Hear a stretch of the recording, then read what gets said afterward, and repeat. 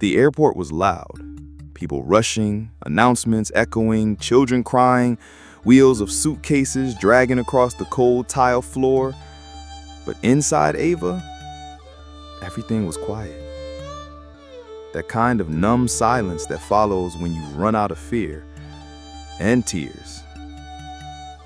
She clutched Mary tighter to her chest, her daughter barely 2 years old sleeping against her shoulder with a small fist wrapped around Ava's scarf. Ava's own hands trembled as she held their boarding passes. Her heart was racing, but her steps were steady. She had to be. As she stepped into the airplane, the air felt warmer, cozier. Her eyes scanned the seat numbers quickly, too quickly, and without thinking, she slid into seat 23A by the window. She placed Mary gently in her lap, whispering soft shhs against her forehead. She didn't realize it wasn't her seat.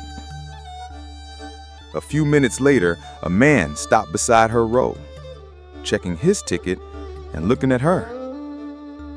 "Hi," he said kindly, not with irritation but curiosity. "I think you're in my seat." Ava's eyes widened in panic. Her heart thudded. I'm so sorry," she stammered, fumbling for her bag, trying to stand without waking Mary. She was mortified. But the man, tall, calm, with soft hazel eyes, held up a hand. "No worries. Really, I'll take the aisle." Ava blinked, surprised. People didn't usually offer kindness like that. Not to women with tear-stained cheeks and a toddler clinging to them. But he just smiled, placed his backpack overhead, and sat beside him. No complaints, no judgment. As the plane took off, Mary stirred and began to fuss, her tiny whimper rising into a cry. Ava struggled to calm her, her voice trembling. The man beside her leaned in gently. "May I?" he asked softly, holding out a paper napkin and folding it into a little star as Mary watched through glassy eyes. The paper star distracted her. Ava stared at it too, blinking fast to keep the tears back. For the first time in what felt like forever, someone sat beside her who didn't make her shrink. He didn't ask questions. He didn't pry. He just stayed. And that's how Ava met Brian, because of the wrong seat. But maybe, just maybe, it was the right moment. The plane hummed steadily in the background, like a lullaby for the broken and weary. Ava adjusted Mary's blanket, whispering soft words into her ear. The little girl had drifted back to sleep, her thumb tucked near her mouth, her cheeks still tear-streaked from the earlier fuss. Ava sat stiffly, painfully aware of the man beside her. She didn't want to inconvenience him. She didn't want to be seen. But Brian didn't act annoyed. He didn't shift away or plug in headphones. He sat still, glancing over only when Mary whimpered in her sleep. "She okay?" he asked, gently, his voice low so as not to startle the child. Ava nodded quickly. "Yes, sorry, she's tired." He gave her a soft smile. "Aren't we all?" Something about the way he said it, the quiet empathy behind those 3 words, made her chest tighten. Later, as turbulence rocked the cabin slightly, Mary stirred again, letting out a faint cry. Ava fumbled for the baby bag at her feet, pulling out a bottle with shaking hands. She tried to hold Mary and warm the bottle at the same time, her motions clumsy, desperate not to disturb anyone. Brian noticed. Without a word, he reached out and took the bottle and held it up to the cabin light. "Is this warm enough?" he asked. Ava froze. No one had ever offered like that, not without expecting something in return. Thank you," she whispered. He handed the bottle back carefully, their fingers brushing for a moment. His touch wasn't lingering, just steady, present. As Mary fed quietly, Ava leaned back slightly. Her eyes drifted toward the window. She didn't speak much, but Brian didn't press. Still, he noticed the small things, the way she flinched at sudden announcements over the intercom, the way her hand kept touching the edge of her seatbelt like she needed to feel grounded, the way her smile never quite reached her eyes. Brian didn't know her story, not yet, but something in her sadness called out to something in him. He didn't ask questions. He just sat beside her, like an anchor in a storm she hadn't told anyone about. The plane had grown quiet. Most passengers had drifted off into sleep, their headphones in place, window shades drawn. The lights above were dimmed now, bathing the cabin in a soft twilight glow. Ava sat in silence, her fingers gently stroking Mary's hair as the child slept soundly against her chest. Brian hadn't spoken in a while, respecting the silence, but something had shifted between them. The kind of shift that happens when someone shows up for you, even in small, unexpected ways. She turned slightly toward him. "I didn't mean to take your seat," she said softly, almost as if offering the truth in return for his kindness. Brian gave a gentle smile. "It's just a seat." A pause. "It was the only one left. We weren't supposed to be on this flight. We left in a hurry." Brian didn't interrupt. Ava looked down at her daughter, her voice trembling. "We left everything behind. I couldn't take it anymore. He wasn't just cruel to me, he was starting to be cruel to her." Brian's smile faded, replaced with something softer, something deeper. Compassion without pity. He nodded slowly. "I'm glad you left." Another silence followed, but it wasn't empty. It was full of something delicate and real, a permission to speak. Then Brian spoke, his voice lower now, like a confession. "I lost my sister 2 years ago, and the woman I was supposed to marry 6 months after that." Ava looked up, startled by the pain in his voice. He kept his eyes forward, his hands loosely clasped. "I tried to keep moving, kept flying, working, acting like it didn't destroy me." He exhaled, but it did. The quiet between them turned into something intimate, sacred. Two strangers suspended in the air, sharing the weight of grief in a place where no one else was listening. Ava reached over, her hand brushing his for just a moment, not in romance, but in shared understanding. "I'm sorry," she whispered. Brian nodded. "Me too." In that moment, nothing was fixed. The past still hurt, the future was still uncertain. But here, 30,000 feet above the ground, something human passed between them. Honesty, empathy, the start of something healing. The hum of the airplane was the only sound that filled the night sky now. Most passengers had fallen asleep, the overhead lights dimmed to a warm twilight. Somewhere over endless clouds, time seemed to soften. Mary stirred in her mother's arms, fidgeting gently. Ava shifted to soothe her, exhaustion written all over her face, dark circles under her eyes, shoulders sagging from days of fear and sleeplessness. Brian noticed. Quietly, gently, he reached into the pocket of his coat and pulled out a small airline napkin.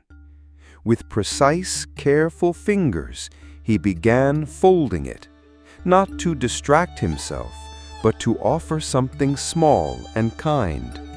His hands moved with quiet skill, shaping the paper into a star, a tiny 5-pointed hope. When he finished, he leaned over and whispered, "This is for Mary." Ava looked at it, surprised. Her lips trembled into a smile, the first one in hours. She took the little star and placed it gently in her daughter's lap. "Thank you," she said softly. Her voice wasn't just polite, it was touched, like something inside her had warmed. Minutes passed. Ava's eyes began to close, her head slowly resting against the side of the seat, just inches from Brian's shoulder. He didn't move, didn't speak, just sat there quietly, guarding the moment. For the first time in a long time, Ava let her body relax. She drifted off beside a man who was still a stranger, but who had shown her nothing but gentle, steady kindness. And then, just before they began their descent, Ava woke up. Still groggy, but quietly smiling, she reached for the same napkin Brian had used before. With clumsy, careful folds, she made a star of her own. It wasn't perfect, slightly uneven and soft, but it was hers, and she held it out to him. "This one's for you," she said. Brian took it slowly, a little smile tugging at his mouth. Not a big moment, not dramatic, but something passed between them, like the quiet beginning of trust. Above them, the sky was beginning to lighten.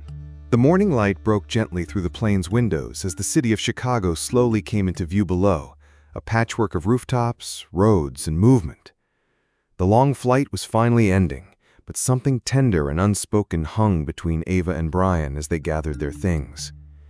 Ava held Mary a little tighter, already withdrawing into herself. The soft closeness they had shared through the night now seemed distant again. Her body grew stiffer, her voice more cautious. Brian, uncertain but hopeful, turned to her with quiet sincerity. "I'd like to stay in touch, if that's okay?" he asked, his voice low and gentle. Ava looked down. She didn't want to hurt him, but something in her heart was still locked. She couldn't offer more. Not yet. Not after everything she had been through. "I can't," she said, barely above a whisper. "I'm not ready." She didn't offer her number, didn't make promises, just wrapped Mary in her coat and looked away, apologetic but guarded. Brian nodded slowly, trying to understand. He didn't press her, but as they stood in the crowded jet bridge and prepared to part ways, something clicked in his mind. He looked at her again, more closely this time. The tired eyes, the way she held Mary like a shield, the worn backpack. He remembered. He had seen her before, weeks ago, volunteering at a local shelter downtown. She was the quiet woman who never looked anyone in the eye, the one with a child always clinging to her side. He had only caught glimpses, but now he knew. This wasn't just a stranger on a plane. Ava saw something shift in his expression, but she didn't ask. They stood in silence as the line began to move. And then, just like that, the moment passed. The doors opened, the crowd spilled out, and they were gone. The city was noisy, alive, but Brian couldn't focus on any of it. The flight was over, the bags unpacked, the routine waiting. But Ava stayed with him, the look in her eyes, the way she held her daughter, the silence in the moment she said, "I can't." He didn't want to push, but something in him couldn't let it go. He remembered her from the shelter. He had volunteered there once, just a couple times, but now he was sure. She wasn't just a stranger, she was someone trying to disappear, someone trying to survive. Brian asked a favor from a friend who worked security at O'Hare. Nothing invasive, just a question. "Can you tell me where she headed after the flight? I just want to make sure she's okay." It took a few hours, a vague lead, a place scribbled on a napkin. Chestnut Hill Shelter, West Side. Brian didn't think twice. That evening, he drove through quiet neighborhoods, past empty parks and weathered buildings, until he found it. The shelter stood at the end of a block lined with old trees, humble, with a small hand-painted sign. Lights glowed warmly in the windows. Children's laughter echoed faintly from somewhere inside. Brian sat in his car for a long time, watching. He wasn't even sure what he'd say. He didn't want to scare her, didn't want to corner her. He just wanted her to know that someone was still there, that someone saw her, that she wasn't invisible. The air was crisp that morning in Chestnut Hill. Yellow leaves danced across the sidewalks, and the park was quieter than usual. Just a few strollers and early risers wrapped in scarves and quiet thoughts. Ava sat on a worn bench beneath an old oak tree, gently rocking Mary in her stroller. Her eyes were tired, but she was calm. It was one of the few places she could breathe. And then she heard his voice. "Hi." She looked up, startled, but not afraid. Brian stood a few feet away, hands in his coat pockets, his smile soft, careful. He didn't come closer, he just waited. Ava's heart thudded. For a second, she thought of walking away, but something about his presence.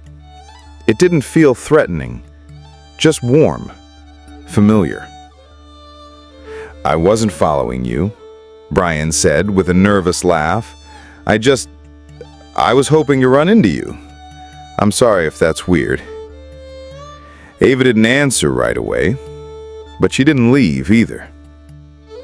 They talked a little, nothing heavy, just light words about the weather, Mary's tiny shoes, and the ducks waddling near the pond. Brian made her laugh once, just once, and she hated how long it had been since she'd done that. Later that week, she saw him again, by chance this time, at a small corner grocery store. He was holding a box of cereal, confused by the endless shelves. Mary reached for him with a tiny squeal, recognizing his face. Ava couldn't help but smile. "You're following me again?" she teased softly.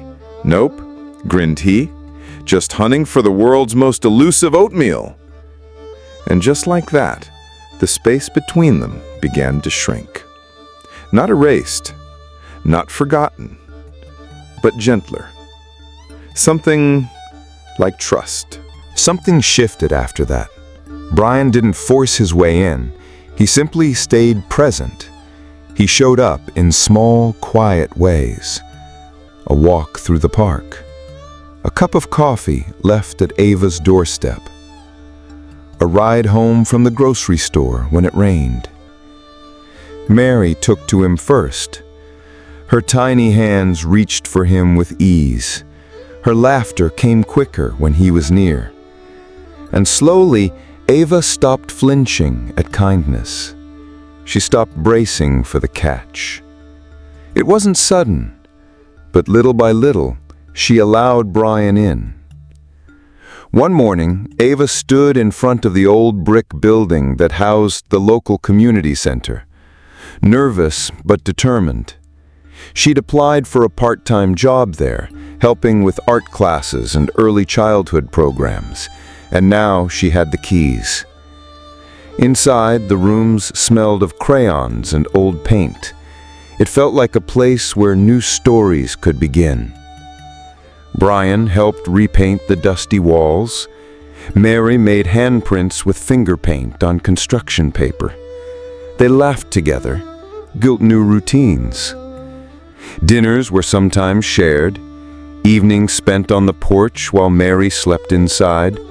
They didn't talk much about the past, but their silences were no longer heavy, just peaceful.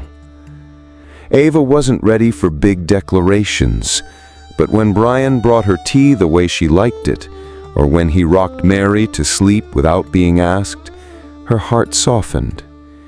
There was love forming here. Not loud, not rushed, but real. And quietly, Ava let it happen. Just when Ava had begun to believe in peace, the past came clawing back. The message was short, cruel, from a number she didn't recognize, but she knew who it was. "You can't hide forever. I'll find you. James." Ava froze in the kitchen, her hands trembling around her phone. The hum of the refrigerator felt deafening. Mary played with crayons at the table nearby, blissfully unaware. The world tilted.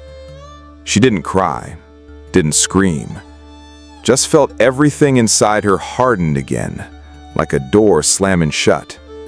The fear returned so quickly, it stole her breath. Every sound outside the window became suspicious. Every knock on the door felt like danger. Later that evening, Brian arrived with takeout, smiling like always. But the moment he saw Ava's face, his expression shifted. He didn't press, just waited, and she handed him the phone. He read the message once, then again, and without hesitation, he said quietly, "I can help. I know someone who can file an emergency restraining order. We'll make sure he can't come near you or Mary." But Ava shook her head. Help meant vulnerability. Help meant needing someone again. And last time, that need had nearly destroyed her. "I can handle it. I've always handled it." Brian didn't argue. He just nodded, stayed close, sat beside her on the couch, silent, warm, steady. And somehow, that mattered more than anything else. Because even though Ava said she didn't need help, his presence made her feel a little less alone. The courtroom was cold. Not from the air, but from the silence. The kind that pressed heavy against Ava's chest as she stepped forward. Mary wasn't with her. She was with Brian in the hallway, playing with a sticker book. Safe, loved. But now, Ava had to face the storm one last time. James sat across the room, dressed in a crisp suit, his expression empty, controlled. But she remembered the man behind that mask, the threats, the nights she cried herself to sleep, the fear that never truly left her bones. Ava took the stand, her voice shaking at first. But as she spoke, about the bruises no one saw, the gaslighting, the isolation, something inside her shifted. Her voice grew steady. Her back straightened. She didn't speak with hate. She spoke with truth. The judge listened, watching Ava closely. Witnesses spoke. Brian's legal friend presented the evidence. And when it was over, the ruling came down like thunder in the quiet room. Full custody awarded to Ava. James's parental rights terminated. Ava sat down, shaking. Not from fear, but from the release of it. Years of carrying weight that wasn't hers to bear. Years of surviving. Outside, Brian waited with Mary in his arms. When Ava walked out, Mary reached for her with a smile, and Ava held her close. "I'm free," Ava whispered, more to herself than anyone else. And for the first time, she truly believed it. It was a warm spring afternoon, the kind of day that felt like a soft exhale after a long, hard winter.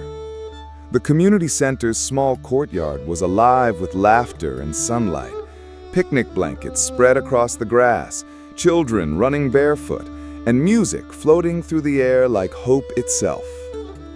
It was Freedom Day, a quiet tradition started at the shelter, meant to celebrate the day women like Ava broke free. Ava had never imagined she'd stay long enough to attend one, let alone help organize it. She stood near the lemonade table, helping serve cookies, while Mary played nearby with other children. Every now and then, Ava's eyes drifted to Brian, who was crouched in the grass, letting a group of kids bury his shoes in petals and giggles. His laugh was open and free, something she once thought she'd never trust in another man again. Then, it happened. Simple, and sweet. Mary ran up to Brian, dirt on her knees and a flower crown in her hand, and said, "Papa, look what I made." Time paused. Brian froze, and then smiled, eyes glassy, voice caught in his throat. Ava turned slowly. The world didn't shatter or shift, it simply softened. Mary had said it so naturally, like it had always been true. That evening, after the crowd had cleared and lanterns hung glowing under the trees, Brian took Ava's hand. He didn't kneel, he didn't make a speech, he just held out a small folded paper star, just like the one she made for him on the plane. Inside, written in soft pencil, were 4 words: "Will you marry me?" Ava looked at him, her hand trembling. "Yes," she whispered, with tears in her eyes. "Yes." Not because she needed saving, but because she had finally saved herself, and now she was ready to build something new. 1 year later, the lakeside is quiet, kissed by golden sunlight. The water shimmers gently, surrounded by tall pines and soft green grass. A small wooden dock stretches out into the calm lake, and on it sits a little girl, Mary, dangling her feet over the edge as she tosses paper stars into the water. Behind her, a cozy lake house glows with life. Inside, Ava and Brian move around the kitchen, laughing softly as they prepare a late breakfast. Framed photos line the windowsills. Ava in a simple white dress, Brian with a paper star tucked in his pocket, Mary between them, beaming. Later, the family sits together on a blanket by the lake. Brian wraps his arms around Ava, while Mary curls into her lap, tired from a morning of play. The camera slowly pans upward to the open sky, Ava's voice in soft narration. "A year ago, I sat in the wrong seat on a plane. But sometimes, the wrong seat takes you exactly where you were meant to be. To the right heart, to real safety, to love." The screen fades as the breeze rustles the trees and a final paper star floats on the water.